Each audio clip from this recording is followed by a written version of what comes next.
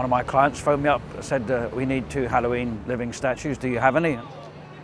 And I didn't, but I lied and I said, yes, I do. And then I made them. I chose Captain Franko because I am a hopeless self-presenter. Captain Franko has been my stage name since the late 80s. And I thought, well, who else would I be other than my good self?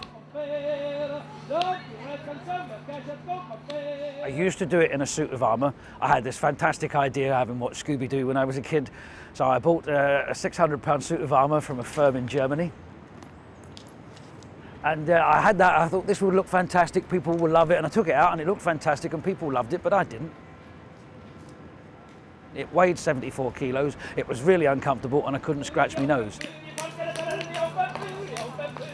I'm not really known for my silence or stillness, so yeah, I find that aspect of it a bit difficult to be getting on with, but once you get into it, it's a rather pleasant way to spend your day. It's a bit more for children, I think, than for adults. It can be entertaining. The season for living statues is based more on the level of tourism than the weather. Mid-season, which is what half-term is, you have to get here about 7:30 before the Polish invasion at 8 o'clock. In low season, you can get here more like 8:30, which is a bit more civilised.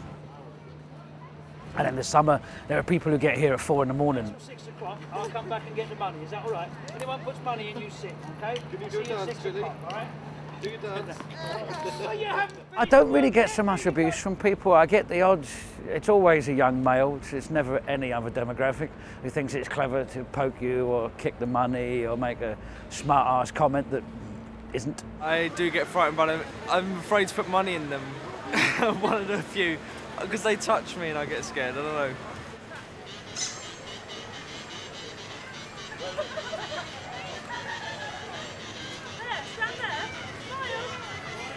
I'm stopping, hopefully at the end of this season. I'm retiring completely from show business and will never ever do it again. I've had a lovely 21 years, but you have to stop this business before it stops you. And I realised a year or so back the time was right for me to start winding down and go on and do something different, very different.